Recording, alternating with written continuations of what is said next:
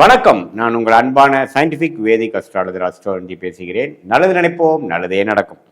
தொடர்ந்து நம்மளுடைய வீடியோஸ்லாம் நீங்கள் பார்த்துட்டு இருப்பீங்க நம்புகிறேன். ஜோதிட கருத்துக்கள் வந்து அறிவியல் சார்ந்த விதத்தில் பார்க்குறோம். சயின்டிஃபிக் வேதிக் அஸ்ட்ராலஜி முறையில், அதாவது மூட நம்பிக்கைகள், மிகைப்படுத்தி பேசுறது, அது மாதிரிலாம் இல்லாமல் பரிகாரங்கள், அது மாதிரி விஷயங்கள் பார்க்காமல் ஒரு கிரகமும் ஒரு ராசியில் ஒரு நட்சத்திரத்தில் நீச்சம், பகை, உச்சம், நட்பு அது மாதிரி இருக்கக்கூடிய தன்மை மூலமாக இப்படி வந்து திருக்பலம், திக்பலம் அது மாதிரி பலத்தின் மூலமாக நம்ம கர்மா எப்படி செயல்படுகிறது, அதே மாதிரி கோச்சார அமைப்பில் குரு தசை, குரு பயிற்சி, ராகு கேது பயிற்சி, சனி பயிற்சி போன்ற கோச்சார பயிற்சிகள் மூலமாக உங்கள் ராசிக்கு எந்த தாக்கத்தை கொடுக்குது, தசாபுக்திகள் உங்கள் லக்னத்துக்கு என்ன தாக்கத்தை கொடுக்குது அப்படிங்கிற வைத்து நம்மளுடைய வாழ்க்கை அடுத்த கட்ட நடவடிக்கையாக எப்படி போகுது, எந்த திசையில் திரும்புது அப்படிங்கிற விஷயங்கள் நம்ம எடுத்து அது மூலமாக நம்ம வாழ்க்கை செயல்பாடுகளை திருத்தி கொண்டு ஜெயிக்க முடியக்கூடிய அருமையான ஒரு சாஸ்திரமாக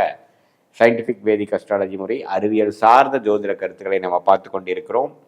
அந்த வகையில் மகர ராசிக்கு 2025 செகண்ட் ஆஃப், அதாவது அடுத்த வரக்கூடிய 183 நாட்கள், ஜூலை 1ஆம் தேதியிலிருந்து டிசம்பர் 31ஆம் தேதி வரைக்கும் இருக்கக்கூடிய அந்த 2025ஓட செகண்ட் ஆஃப் எப்படிப்பட்ட ஒரு காலகட்டமாக மகர ராசிக்காரர்களுக்கு இருக்க போகிறதுங்கிறது நம்ம பார்க்க போகிறோம். இப்போ பார்த்தீங்கன்னா ஆண்டு கிரகம் என்று சொல்லப்படுகிற குரு மகர ராசிக்கு 6ஆம் இடத்துல இருக்கிறார்.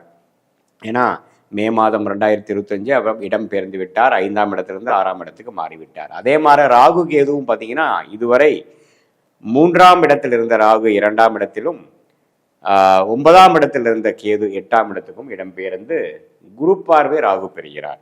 இத்தகைய ஒரு அமைப்பில் தான் வந்து ஜூலை மாதம் பிறக்குது. அதே சமயத்தில் சனி பார்த்தீங்கன்னா பாத சனி, அதாவது 7 நாள் சனி மகர ராசிக்காரர்களுக்கு முழுசாக முடிஞ்சு மார்ச் 29லேருந்தே கடந்த 2 மாதமாக 3ஆம் இடம் என்று சொல்லப்படுகிற மீனத்தில் இருக்கிறார். ஸோ சனி 3ல், ராகு 2ல், கேது 8ல், குரு பகவான் 6ஆம் இடத்திலிருந்து அந்த அமைப்பை வைத்து பார்க்கும் பொழுது மாத கிரகத்தை அமைப்பு உள்ளுக்குள்ளே கொண்டு வந்து நம்ம பார்க்கும் பொழுது எப்படி ஒரு பலாபலன்கள் மகர ராசிக்காரருக்கு செகண்ட் ஆஃப் 2025 இருக்க போகுதுன்னு பார்க்கும் பொழுது, குரு தன் வீடாகிய 12ஆம் வீட்டை பார்க்கும் பொழுது சில விஷயங்கள் வந்து கொஞ்சம் அதிகமான டிராவலிங், இடம் மாற்றங்கள், பண போக்குவரத்தில், பணம் டிரான்சாக்ஷனில் அதிகமான கடன் படுதல், அப்புறம் கடன் அடைத்தல், குடுக்கல் வாங்கல்ல அப்படி இருக்கிற முறைகள்லாம் வந்து அதிகமாக தென்படக்கூடிய ஒரு அருமையான ஒரு டைம் இருக்கு. இது மூலமாக வந்து முன்னேற்றங்களும் அடையக்கூடிய அமைப்புகள் இருக்கு. இப்போ ஃபார் எக்ஸாம்பிள் குறிப்பாக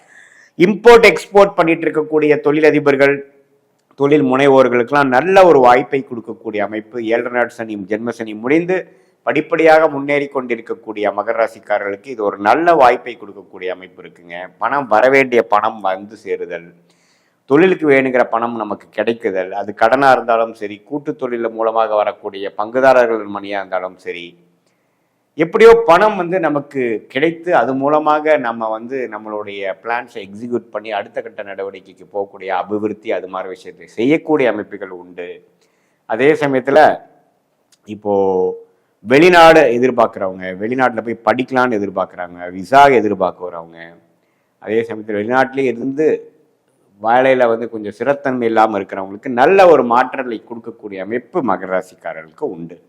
அதே மாதிரி வெளி மாநிலத்தில் போய் படிக்கணும்னு அப்ளை பண்ணுறவங்க, ஈவன் ஹையர் ஸ்டடீஸ்க்காக போகிறவங்க, பிஜி போகிறவங்க, காம்படிட்டிவ் எக்ஸாம்ஸ் கிளியர் பண்ணி வேலைக்கு போகிறவங்க, நிறைய இடம் மாற்றங்கள் உள்ளது அப்படிங்கிறது நீங்கள் தெரிஞ்சுக்கணும்.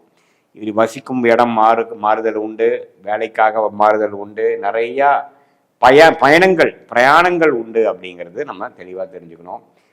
வயது முதியோர்களுக்கு பார்த்தீங்கன்னா நோய்த்தன்மை கொஞ்சம் அதிகமாக வரக்கூடிய அமைப்புகள் இருக்குது. இப்போ ஆல்ரெடி நமக்கு டயபெட்டிஸ், தைராய்டு, சில பிபி, சுகர் அது மாதிரி விஷயங்கள் எல்லாம் பாதிக்கப்பட்ட கொஞ்சம் மிடில் ஏஜ் அண்ட் சீனியர் சிட்டிசன்ஸ்க்குலாம் பார்த்தீங்கன்னா கொஞ்சம் இன்னுமே அந்த நோய்த்தன்மை அதிகமாவதற்கு கொஞ்சம் இருக்கிறதுனால கொஞ்சம் எல்லாமே கொஞ்சம் கட்டுக்குள் வைத்து கொள்ள வேண்டும். கொஞ்சம் லைஃப் ஸ்டைல் சேஞ்சஸ் எல்லாம் கொஞ்சம் நீ கொண்டு வர வேண்டுங்கிறது நான் கேட்டுக்கொள்கிறேன். ஏன்னா 6ஆம் இடம் வலுக்குதுங்க, 12ஆம் இடம் வலுக்குது.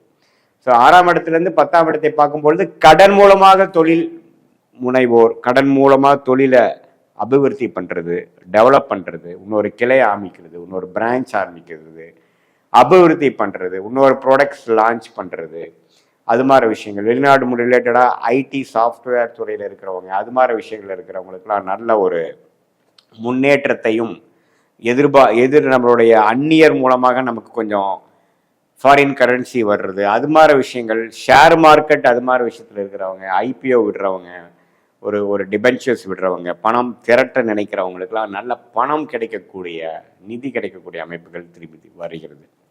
ஸோ அதே மாதிரி கல்யாணம் நடக்காமல் கொஞ்சம் தடைகளாக இருக்கிறவங்களுக்கு கல்யாணம் கைகூடுறது, கல்யாணம் ஆனதுக்கப்புறம் இடம் மாறுறது, டிபெண்டன்ட் விசாவில் போகிறது, அது மாதிரி விஷயங்களும் நிறைய பேர்த்துக்கு வரக்கூடிய அமைப்புகள் உண்டு.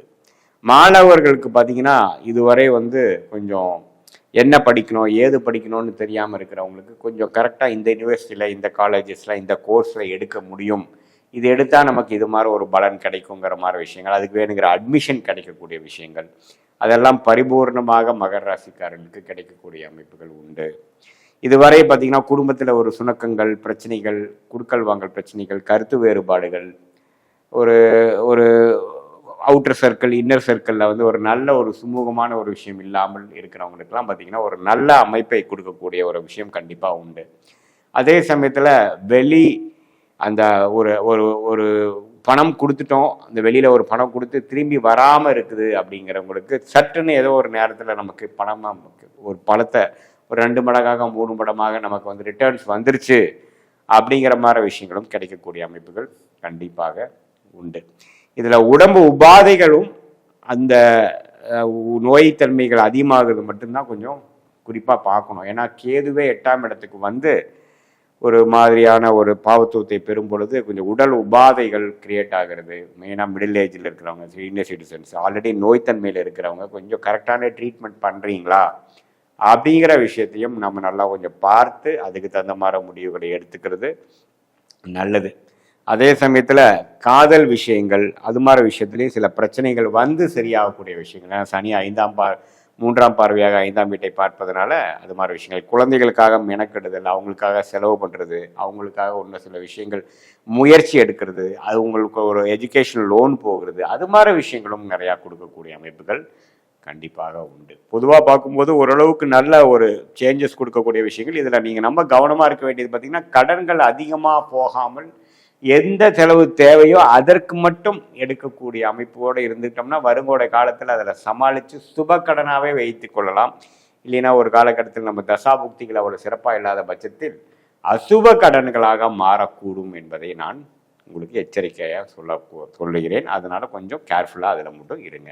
இது ஒரு பொதுவான பலன்களை தவிர உங்களுடைய ஜென்ம ஜாதகத்தில் எப்படி தசாபுக்திகள் போய் கொண்டிருக்கிறது, நீங்கள் எந்த லக்னத்தில் பிறந்தீங்க, இப்போ தசநாதன் புக்திநாதன் எப்படி இருக்கார், அவரோட தன்மை உங்கள் ஜாதகத்தில் எப்படி இருக்குதுங்கிறதெல்லாம் ஒருங்கிணைத்து நான் சொன்ன இந்த கோச்சார் அமைப்போட ஒருங்கிணைத்து பார்க்கும் பொழுது அடுத்த வரக்கூடிய 6 மாதம் எப்படி இருக்க போகுது, அதுக்கப்புறம் வரக்கூடிய 1 வருடம் எப்படி, ஷார்ட் டேர்ம் லாங் டேர்ம் என்ன, எப்படி வாழ்க்கையை எந்த மாதிரி நேரத்தில் எது மாதிரி நடக்கக்கூடுது, உங்கள் ஜாதகம் என்ன சொல்லுது அப்படிங்கிறதை நம்ம மிகைப்படுத்தாமல் பரிகாரங்கள் அது மாதிரி மூட நம்பிக்கையில் போகாமல் உள்ளது உள்ளவாறு தெரிந்து கொண்டு அது மூலம் நீங்கள் தக்க முடிவுகளை தக்க நேரத்தில் எடுத்து வெற்றி பெற முடியும் என்பதை நான் கேட்டுக்கொள்கிறேன். மீண்டும் மற்றொரு காணொலியில் சந்திப்போம். நன்றி, வணக்கம். கடவுள் அருள் டிவியை பார்த்தமைக்க நன்றிகள். மேலும் இது போன்ற தகவல்களை தெரிந்து கொள்ள கடவுள் அருள் டிவியை சப்ஸ்கிரைப் செய்யுங்கள். மறக்காமல் பெல் ஐக்கானை கிளிக் செய்யுங்கள்.